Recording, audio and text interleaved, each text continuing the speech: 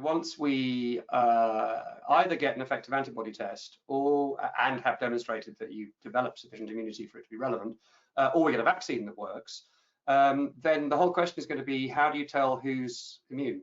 How do you tell who's been vaccinated?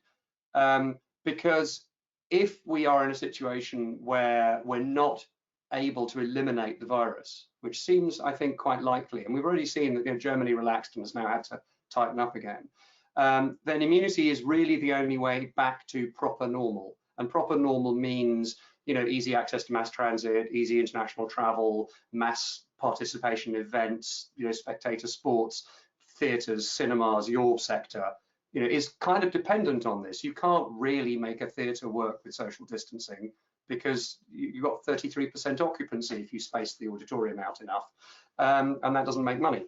So we're going to have to either have a properly ubiquitous vaccination program like we've done historically, but at extraordinary speed. And I think there's, again, the UK is not in a good place to deliver that kind of thing because we're bad at that kind of thing. Or we will end up with what Bill Gates and others have been proposing, which is an immunity passport.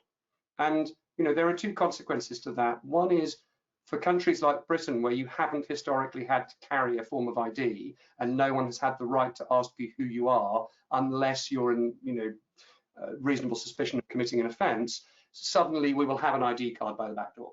And then the question is, well, where will you be expected to produce this? How often? Every time you get on a tube train? Every time you go into a theatre? Every time you go into work?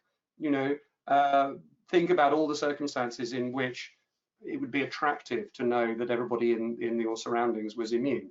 And I think that means losing all sorts of privacy. We're going to lose the fundamental privacy of our identity that is one of the things that historically distinguished Britain from the continent, that our police don't have the power to demand your identity. And we're also going to be surrendering some health data. And the question is, well, once you've said it's okay to ask people about COVID, what other infectious diseases is it okay to ask about, and where do you stop?